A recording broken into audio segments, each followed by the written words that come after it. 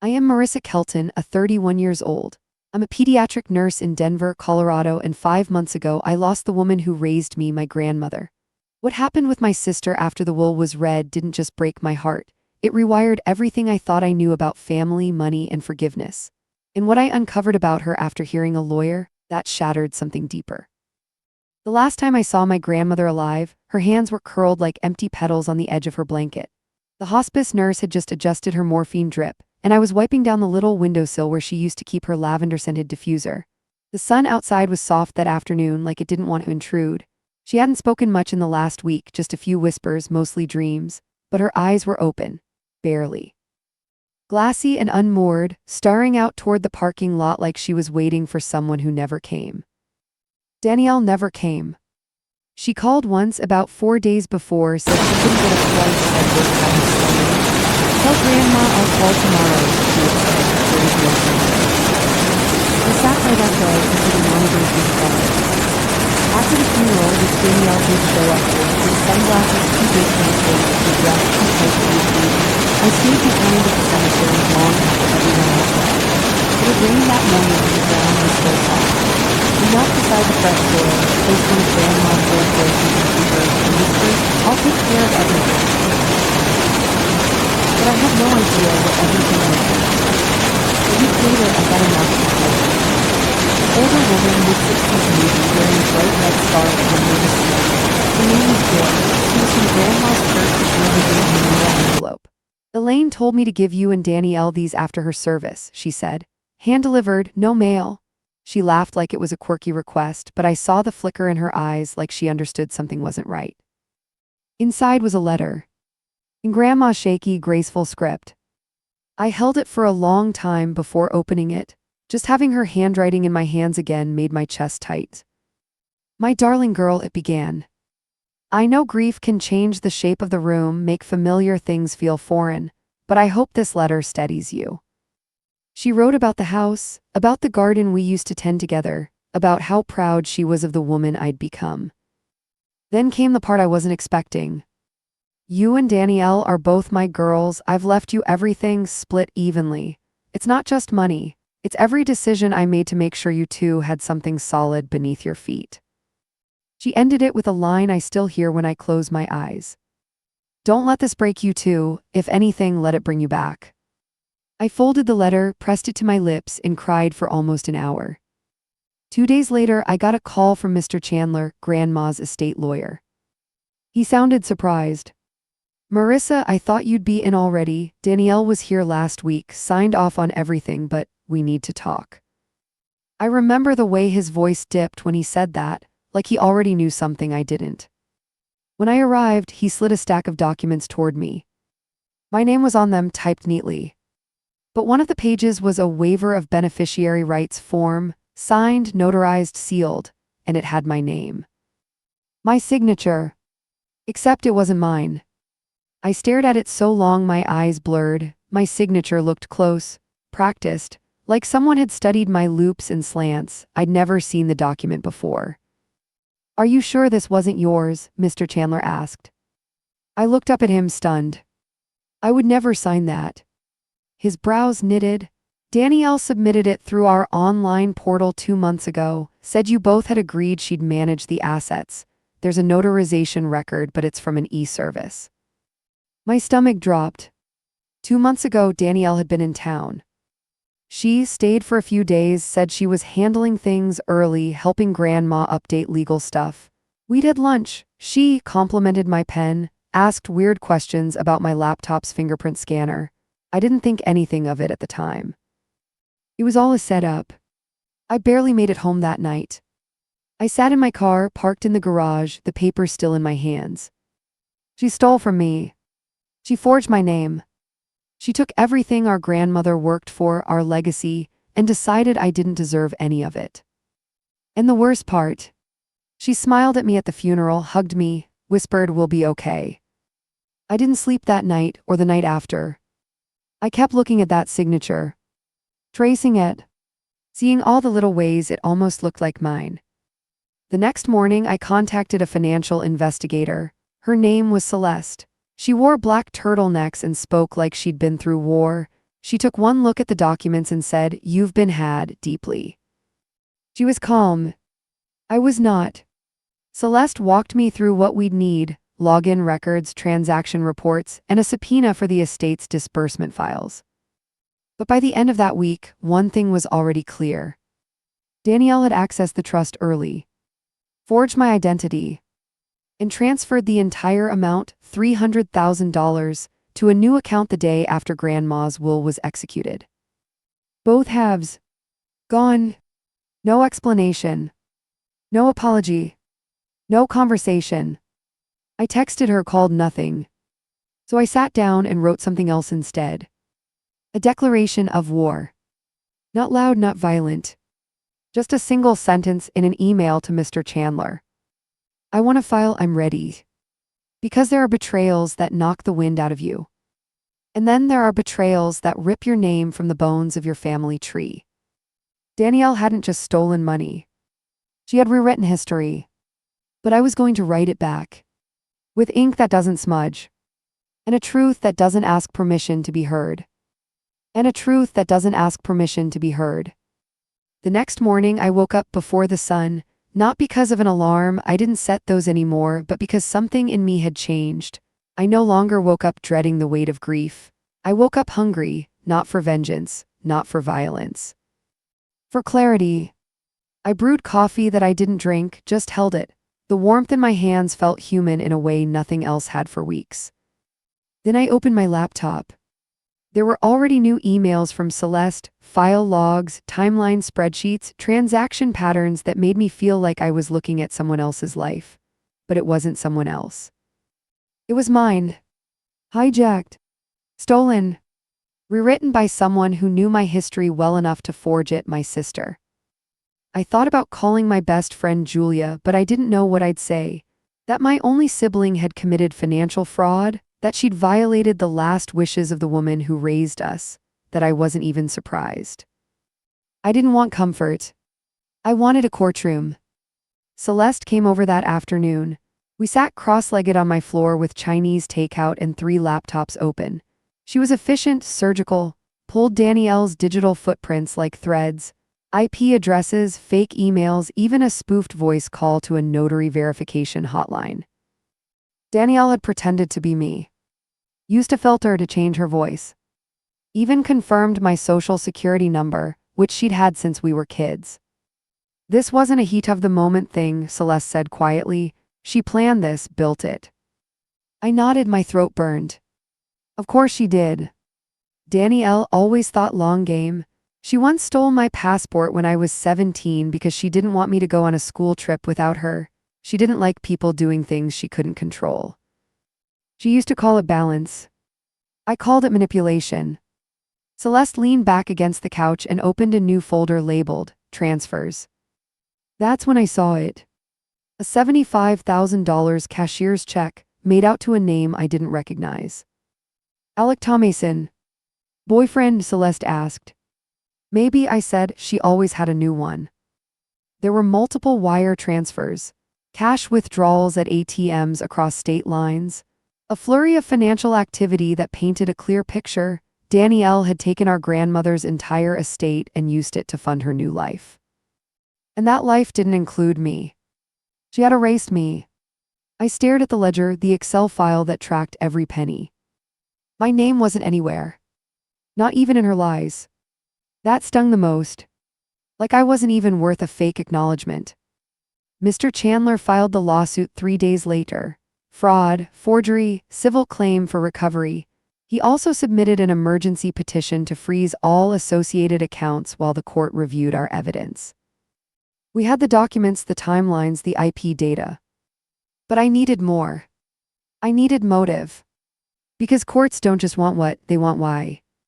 So I started digging into Danielle's life the way she had dug into mine. Her social media was mostly locked but not airtight. A tagged photo here, a Yelp review there. Eventually I found him, Alec, in a post from a real estate agent in Arizona.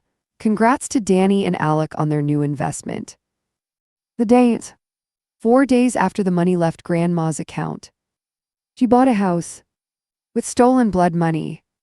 I printed the post and stared at it.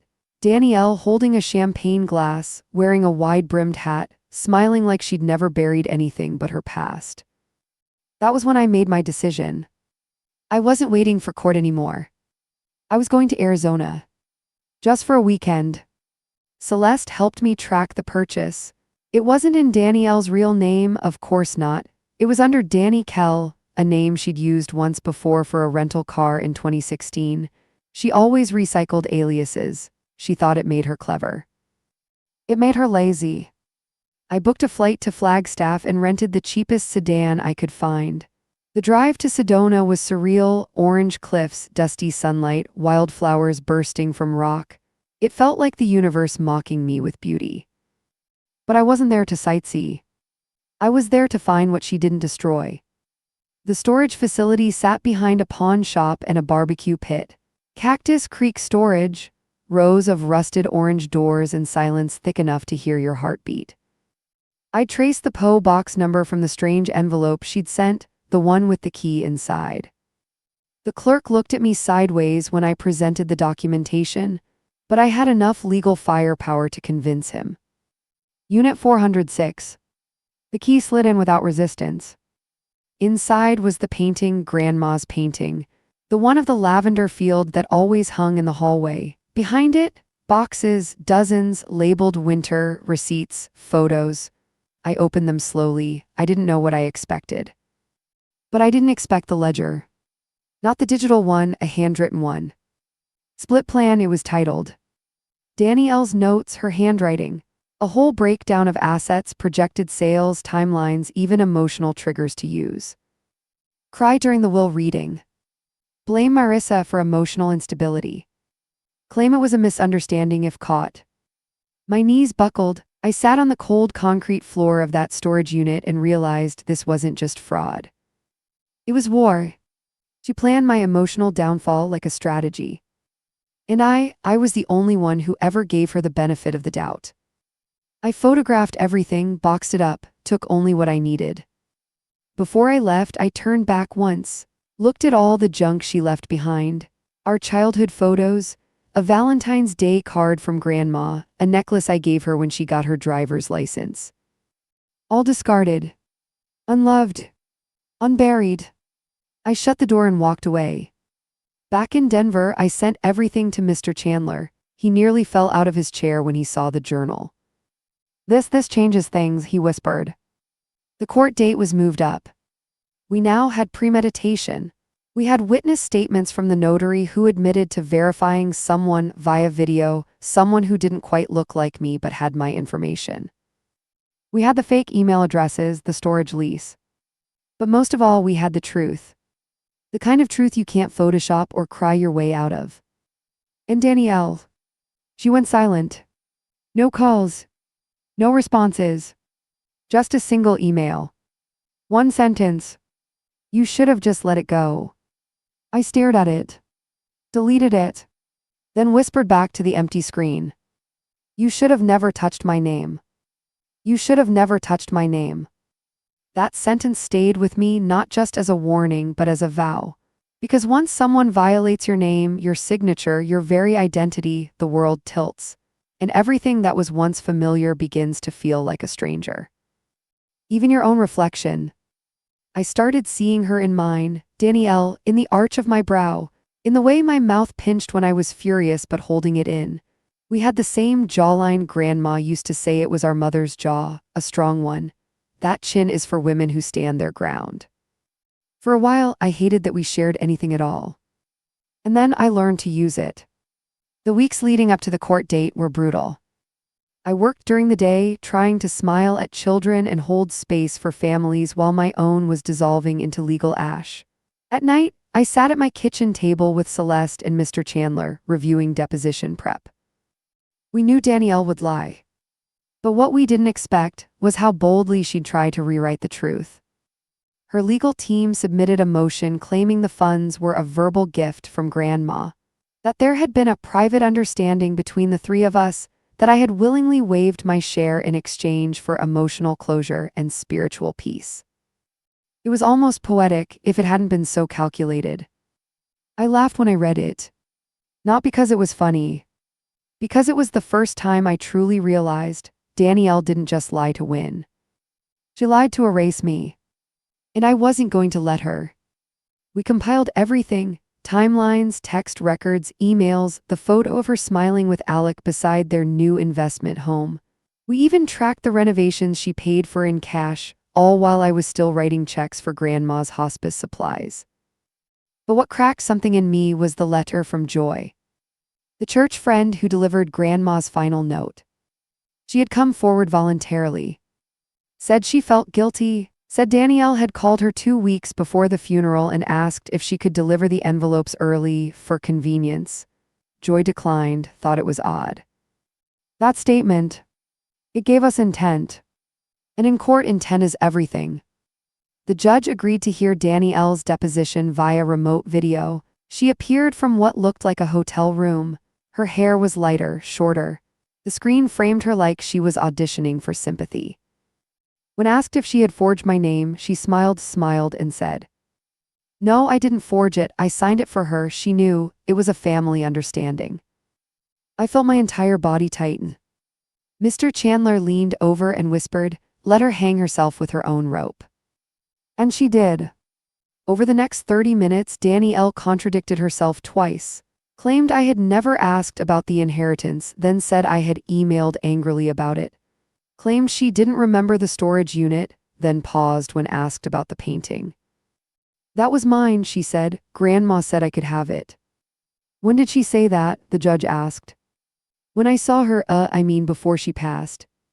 Only she hadn't seen her. She'd never made it to the hospice.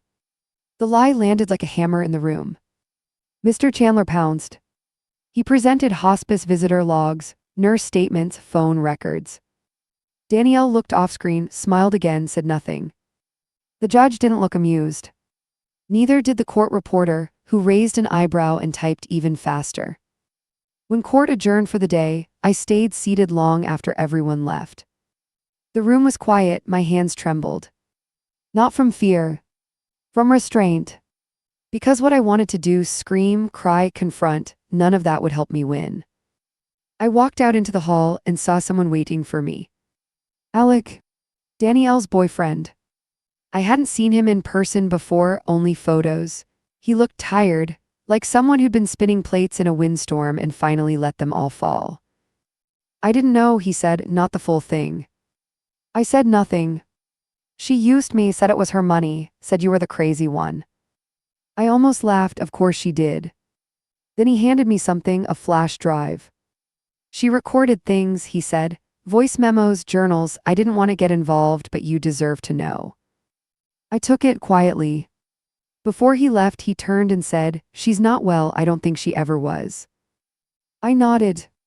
Doesn't mean she wasn't dangerous. That night, I played one of the files. It was Danielle's voice. Scratchy, close to the mic, a recording made in what sounded like a moving car.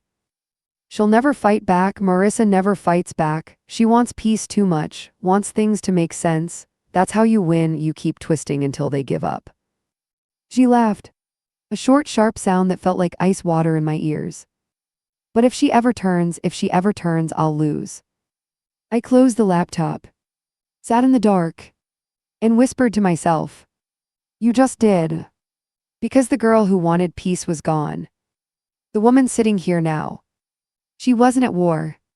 She was at verdict. The next morning, I woke up with a strange sense of calm. Not joy, not relief, but a bone-deep stillness I hadn't felt since before the funeral. Danielle had finally said the truth, not to the court, not on the record, but in that recording. If she ever turns, I'll lose. It echoed in my mind like prophecy, a whisper from someone who knew exactly how far she could go until the person she was breaking stopped being soft. And now, I'd stopped. I burned copies of the flash drive, passed them to Mr. Chandler and Celeste, and saved one for the court file. Alec had signed an affidavit confirming authenticity. The evidence wasn't just legal, it was emotional. A portrait of intent, spoken in Danielle's own voice. It was over. Not officially, not yet, but in all the ways that mattered. The judge scheduled final arguments for Friday. I spent Thursday walking. Not packing. Walking. Through Grandma's old neighborhood. Past the rose garden she used to sneak clippings from. Through the park where she'd take us to feed the ducks. Every memory hit like wind, sudden, soft, full of sting. And all of them had both of us in them. Me and Danielle. Running down the hill with juice-stained fingers. Sharing a candy bar in the back of the car. Sitting at the kitchen table on Christmas Eve while Grandma braided our hair. I stopped in front of the bakery where Danielle and I used to split muffins when Mom and Dad were still alive. There was a chalkboard outside with today's quote. You can't go back and change the beginning, but you can start where you are and change the ending. C.S. Lewis. I stood there for a long time. Because for the first time, I wasn't angry. I was just done. Done waiting for her to be someone else. Done begging my memories to behave. Done trying to fix what she was determined to destroy. The courtroom was quiet that Friday. No cameras, no press, just the stale smell of old files and the sound of legal shoes on marble. Danielle wasn't there. She filed for remote participation again. But I was there. Front row. Hands folded. Heart steady. Mr. Chandler stood and delivered closing arguments like a surgeon closing up the last incision, clean, calm, irrefutable. This is not a case of misunderstanding, he said. It is a case of deception, and the most tragic part isn't just the theft of money, it's the theft of trust, of memory, of legacy. That is what Ms. Kelton is here to reclaim today. Danielle's lawyer stood. Said her usual lines. Emotional distress, miscommunication, sibling misinterpretation. It was like watching someone paint over a fire with a garden hose. Then the judge spoke. Slowly, carefully. He recited the facts. The timelines. The voice recordings. And then he said the words that felt like the sky opening. Accordingly, the court finds in favor of the plaintiff, Ms. Marissa Kelton, and awards full restitution in the amount of $300,000, plus legal fees and damages. Furthermore, based on the submitted audio recordings and testimony, this matter is referred to the district attorney's office for further investigation regarding criminal charges. I exhaled. It didn't feel like victory. It felt like release. As I left the courtroom, I didn't cry. I didn't smile. I just walked outside into the golden light of a Denver afternoon and stood still. The wind moved my hair. A child laughed in the distance. And for a moment, it was like Grandma was there, resting her hand on my shoulder. Whispering, "You did what I couldn't, you told the truth, even when no one wanted to hear it." I went home and took the locket out from under my blouse. Opened it. Looked at the two faces inside, mine and Danielle's. I didn't feel hatred. I felt mercy. Because letting go didn't mean forgetting. It meant choosing to live anyway. That night I made tea. Lit a candle. And wrote the last letter I would ever send my sister. It was short. I don't hate you, but I won't follow you into the shadows anymore. You lost me long before the money, I just finally caught up. I hope you find peace even if it's far from me. I didn't mail it. Just folded it. And placed it inside the last box I had from Grandma's house. Then I shut the lid. And walked into the rest of my life. You'd think that would be the end, wouldn't you? Court ruled, money returned, truth spoken, betrayal exposed. But what they don't tell you is this. After the war ends, the silence is the loudest thing you've ever heard. For weeks, I couldn't sleep past 4:30. My body didn't know the fight was over. It still expected an email, a new motion filed, another lie to untangle. Every time I walked into my apartment, I half expected to see another envelope shoved under the door. But there was nothing. Just stillness. I thought it would feel like peace. It didn't. It felt like a vacuum. And in that vacuum, all the things I hadn't let myself feel began to creep in, not just grief for Grandma or rage toward Danielle, but the sadness of a final kind of goodbye. Because some people don't leave your life with a slammed door. Some leave it through silence. A few days after the verdict, I opened a storage box I hadn't touched since the funeral. Inside was a shoebox filled with old photos.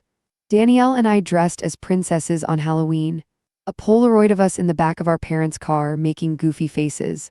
A note from her, written when I got my braces off. You have a movie star smile now, I hate you, love, Danny. I didn't cry. I just sat with it. Stared at that handwriting, so similar to the one she used to forge mine.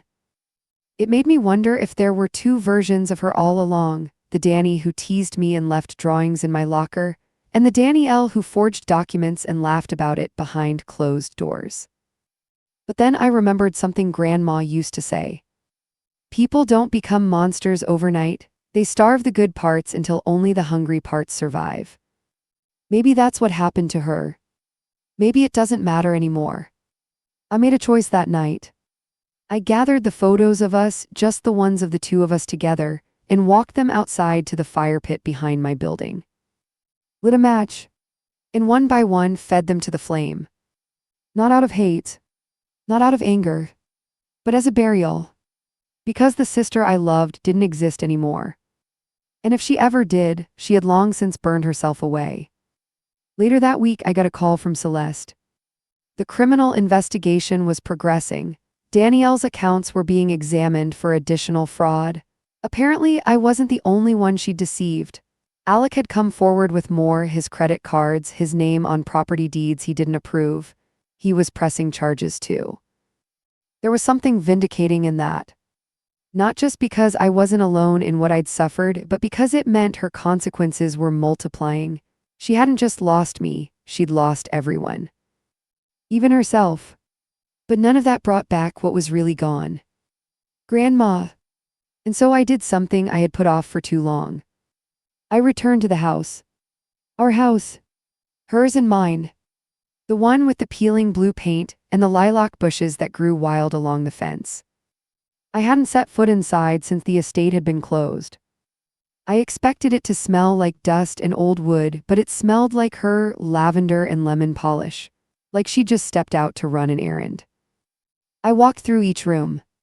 Touched the backs of chairs, the chipped tile in the kitchen, the wallpaper I helped her peel when I was 15. The silence wasn't heavy here. It was sacred. I stood in her bedroom doorway for a long time before stepping in. Her slippers were still under the bed, her reading glasses on the nightstand. I opened the drawer and found a notebook. Not a ledger, not a list. Just pages of her handwriting, prayers, recipes, snippets of poems. But one page had my name. Marissa is my breath, the soft strength, the quiet spine. I see her heart in everything she does. She carries more than she says. I hope the world doesn't break her before it sees her. I pressed the page to my chest. Closed my eyes. Breathed. I stayed in the house until sundown. Then I locked the door behind me. Not because I was done grieving, but because I had finally allowed myself to start. In the weeks that followed, I began building a new life. Not big changes, no cross-country moves or dramatic reinventions.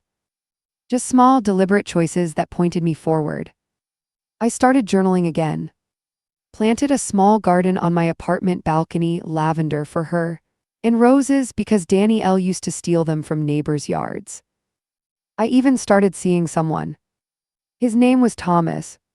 He owned a second-hand bookstore and had a habit of underlining lines in novels before selling them. He didn't ask too much. He didn't press. He just stayed.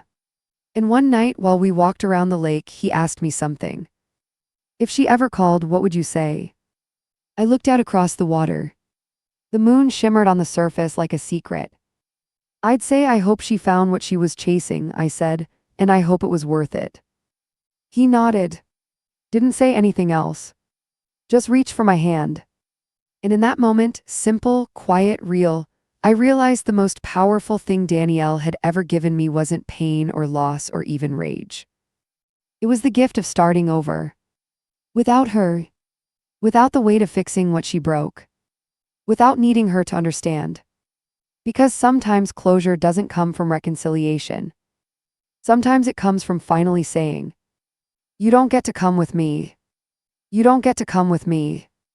That sentence lived with me in the months that followed, not in bitterness, not as a wall, but as a kind of quiet, sacred boundary.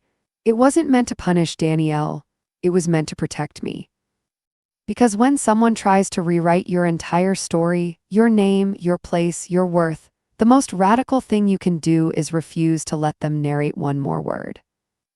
By winter, Denver had gone quiet under a veil of snow. I'd started working full-time again. My apartment was different now, softer somehow.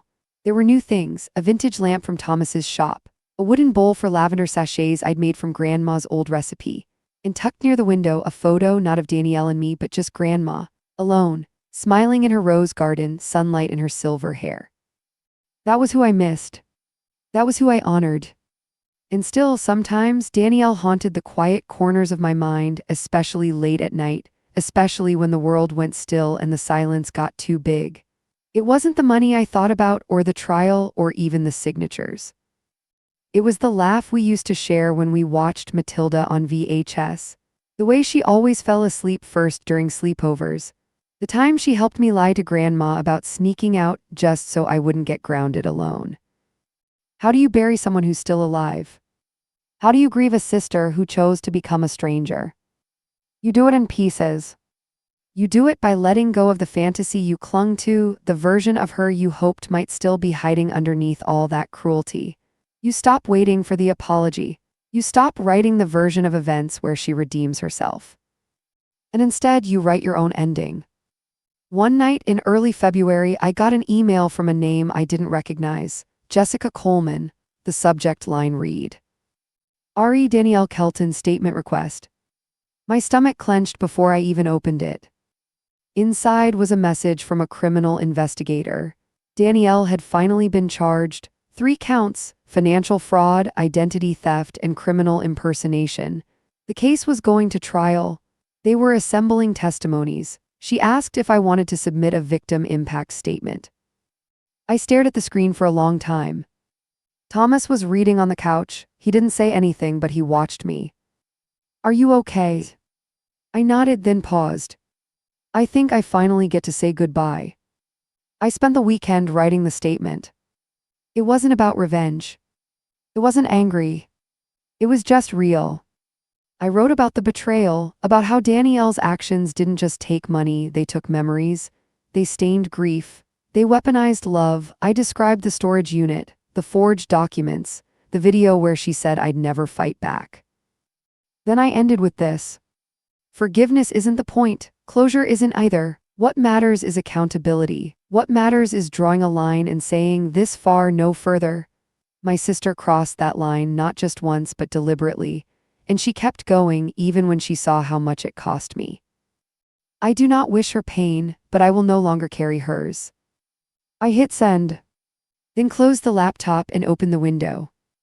Outside, the snow was falling, gentle, steady, unbothered by the chaos we humans create. And in that moment, I felt something I hadn't felt in over a year. Weightless. A week later, I got a letter in the mail. From Arizona. No return address. Inside was a folded piece of notebook paper. No greeting, just 7 words. I never hated you, I envied you. Danielle's handwriting. I sat down. Read it again. There was no apology, no explanation, just envy. A confession, but not one that meant anything anymore. I burned it. Not out of rage, but ritual. Because some doors have to be shut with fire. Thomas watched the smoke curl into the air and didn't ask. He never asked about her unless I offered. That was his quiet gift to me: space, stillness, room to come back to myself. And slowly I did. That spring, I started the Elaine Kelton Foundation, a scholarship fund for young women raised by grandparents. The first recipient was a girl named Malia, 17, her letter said. I thought being raised by my grandma made me weird. Now I think it made me lucky. I cried reading that. Not because of the pain, but because of the healing.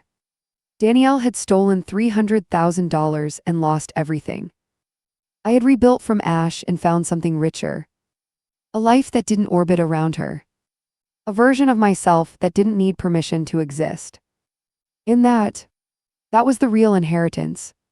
Not the house, not the money, but the strength to start again. To say without guilt or softness, this is where your story ends and mine begins. This is where your story ends and mine begins. That sentence became my quiet prayer, my anchor when the old wounds tried to pull me back into the tide. Not because I needed to hate her to move forward, but because I finally understood that not every story needs reconciliation. Some chapters end not with a hug or a truce, but with a closed door and a locked one behind it. I didn't watch Danielle's sentencing. The court offered me the option, a virtual link, real-time updates, even the chance to speak live if I wanted. But I declined, not out of fear, not out of mercy. Out of choice. Because by the time the state decided how to punish her, I had already made peace with what I would never get. The apology, the accountability, the sister. And I didn't want her last image in my head to be one of her behind a screen, offering tears like bartered coins, hopping to lessen the weight of her sentence. I wanted my last image to be the one I'd already built, her handwriting on a burned letter, curling into smoke. I went hiking that day instead. A trail Grandma used to take me to when I was little. Up in the foothills, just outside of Boulder, where the trees thin out and the wind doesn't carry noise from the city. I packed a small lunch, a notebook in the locket. No phone. No headlines. Just me. The trail was empty, the kind of quiet that doesn't ask you to fill it. I walked slowly, thoughtfully, each step like a breath I'd forgotten how to take. The higher I climbed, the lighter I felt. As if everything I had carried, the betrayal, the legal documents, the voice recordings, even the ghost of who Danielle used to be, was shedding behind me like old skin. At the top, I sat on a wide, flat rock and opened the notebook. I didn't write to her. I wrote to myself. You survived, you didn't just endure, you reclaimed. You stood in the fire and didn't come out harder, you came out clear. Let this be the last page of that chapter, not because you forgot, but because you outgrew it. I closed the book. The wind picked up. I whispered something then, not into the sky, not to her, but to the part of me that had waited so long to be released. You're free now. I meant it. In every cell of my body, I meant it. Later that week, I received a formal letter from the court clerk's office. Danielle had been sentenced to 2 years probation, mandatory restitution monitoring, and enrollment in a rehabilitation and fraud prevention program. No jail time, not yet, but her record was marked. Her accounts were monitored. Her lies had consequences now. Still, I didn't feel satisfaction. Only space. Space where pain used to sit. Space for new things. And they came. Slowly, quietly, kindly. A phone call from Julia, the friend I'd pulled away from during the trial. We met for coffee, talked like no time had passed. She didn't ask about Danielle, just asked if I was sleeping better. I told her I was. Thomas and I went on a weekend trip to a lakeside cabin in Estes Park. We built a fire, read old paperbacks, and shared a blanket like teenagers. He never asked me to be okay. He just made room for wherever I was that day. And the foundation. It grew. We funded our second scholarship. Then a third.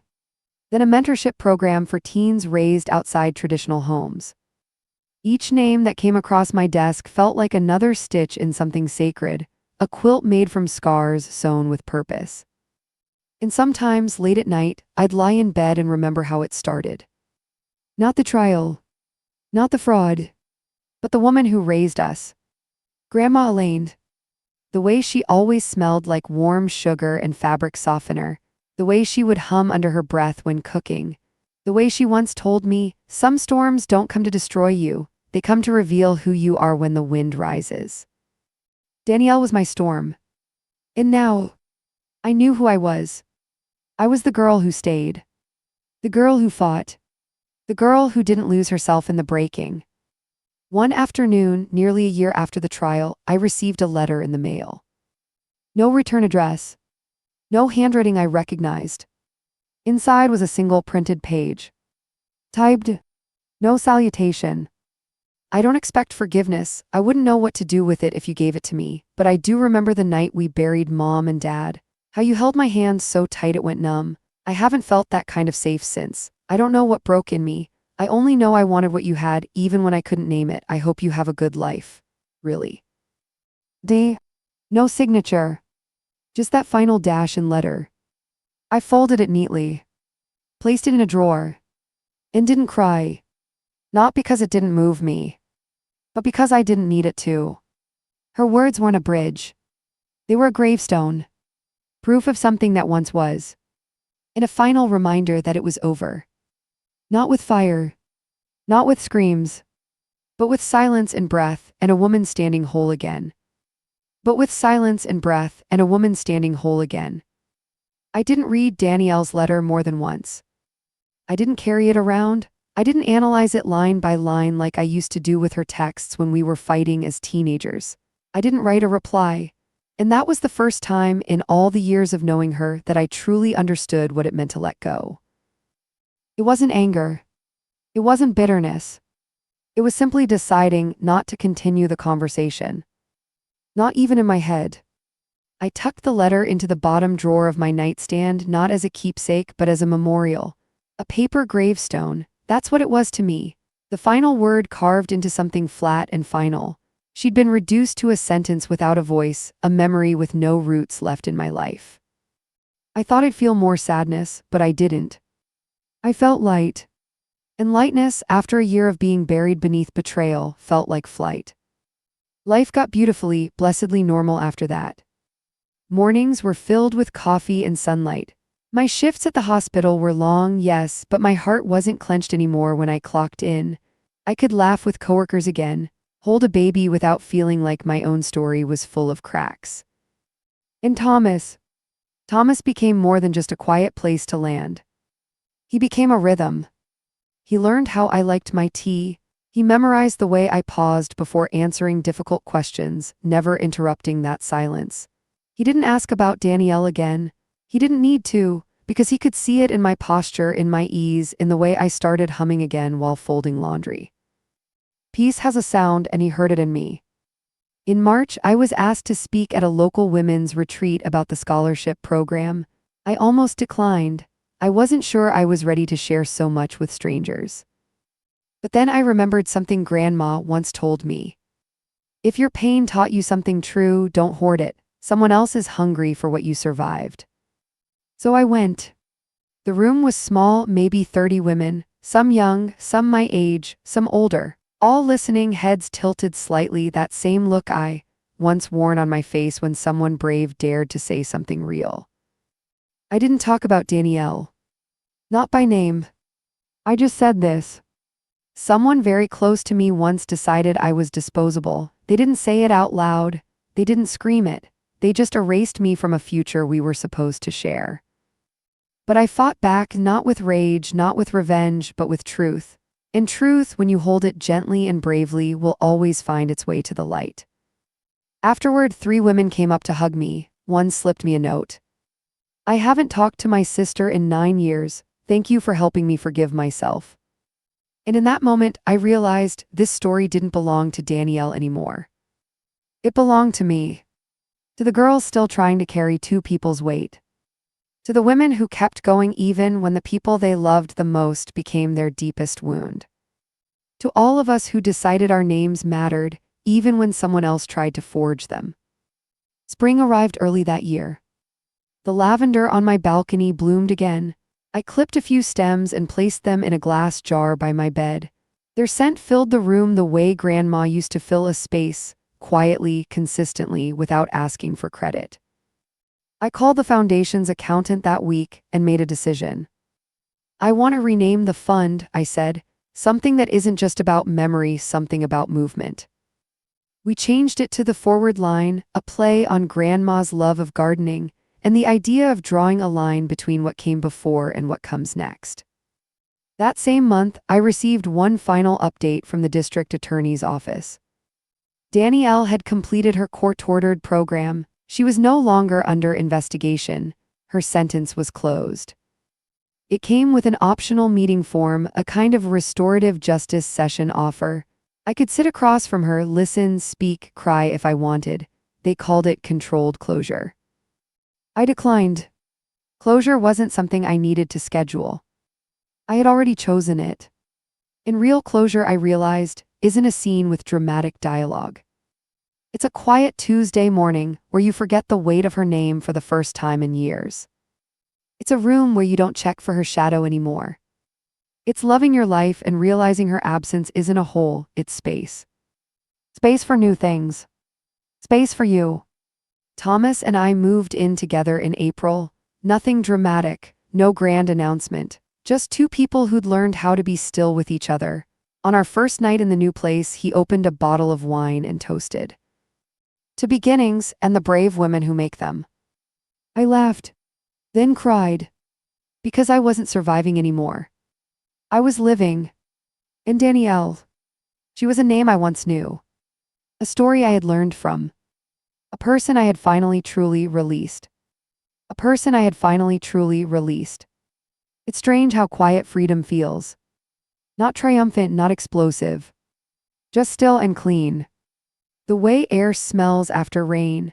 The way skin feels after a long, hot bath, as if you've shed something invisible that had been clinging to you for too long. That's what life became in the months after Danielle disappeared from my world. Clean. I woke up without that gnawing pressure in my chest. I went entire days, then weeks, without remembering the courtroom, the storage unit, the fake signature that once sent me into spirals. And when I did remember, it no longer hurt. It just felt like a scar. One of those smooth ones you trace with your fingers and say, yes, that happened, and I'm still here. Thomas and I settled into our new apartment on the east side, a quiet neighborhood where the trees arched over the sidewalks like they were trying to protect you from the world. It had a tiny backyard, a second-hand porch swing, and just enough room for us to build something steady. He surprised me one afternoon with a rose bush. Red and wild, the kind Grandma used to grow. I knelt beside him to plant it, my hands sinking into the dirt, and I remember thinking, this is what healing actually looks like. Dirty, grounded, slow. We didn't talk much while we planted. Just shared a look. A kind of silent thank you for choosing each other, for surviving whatever came before. That night, as we lay on the couch, he asked me a question I hadn't expected. Do you ever think you'll see her again? I didn't answer right away. The truth was, I hadn't let myself wonder. Not in a long time. But now, with my body warm against his and a movie flickering across the walls, I let myself answer without fear. Maybe, I said, but I don't think she'll know me. Would you talk to her? I shrugged. Depends, is she showing up as Danielle or as Danny? He smiled sadly. He understood. Because there were two of her. Always had been. The sister who used to braid my hair and sneak me gum into church, and the woman who forged my name and drained our family's legacy dry. One deserved a conversation. The other didn't deserve even my silence. By summer, the forward line had grown into something more than I ever imagined. What started as a scholarship fund had become a support network, monthly dinners, mentorship circles, online forums for young women raised by non-traditional guardians. We held our first in-person event in June. It was a garden luncheon fittingly. Lavender and rose arrangements, simple name tags, tables full of stories. I stood up to speak, palms sweaty, voice shaking, not from fear but from reverence. Because these women, these girls, weren't just recipients of financial help. They were me in different mirrors. This foundation was born out of loss, I told them. But it grew out of love, the kind you give when you have nothing left, the kind that saves someone quietly without needing credit. It honors a woman who raised two girls and prayed they'd grow up whole, even when life pulled them in opposite directions. It honors the idea that healing doesn't have to be loud to be real. Sometimes it's a whisper, sometimes it's just choosing to show up again. After the speech, a girl, maybe 19, hugged me and said, "Thank you for not pretending it was easy." And I felt something inside me unclench, like a door I hadn't realized was still locked had quietly opened. Because she saw me. Not the curated version. Not the courtroom survivor. Just a woman who had lived through something and made something beautiful from it. That night, I walked home barefoot from the event with my heels in my hand. Thomas walked beside me, hands in his pockets, eyes smiling. "You look powerful up there," he said. I felt like Grandma, I whispered. He stopped walking. Took my face in his hands. "Then she'd be proud, because you didn't just survive, Marissa, you transformed." And that word transformed stayed with me. Not healed, not recovered, transformed. Because I wasn't going back to who I was before. She was sweet. She was soft. But she hadn't learned yet how far love could bend before it snapped. She hadn't learned that forgiveness is not an obligation, but a gift, one you can choose to keep for yourself. That summer was filled with small joys. Ripe peaches, long bike rides, the sound of wind chimes at night, my laughter returning to its full volume. Mornings where I opened my eyes and felt excited again, not for anything big, just for the day. One Sunday morning, while I watered the rose bush, I found a new bloom. Bright, wild, full of color. I clipped it, placed it in a jar on the kitchen windowsill. And beside it I placed a note. Just one line for no one in particular. I am no longer made of the damage you gave me. And that was true. Because damage is not the final chapter. It's just the scene before the woman rises. By autumn, life had taken on a rhythm I didn't realize I'd been longing for, not excitement, not intensity, but ease. The kind of ease that comes when nothing inside you is screaming anymore.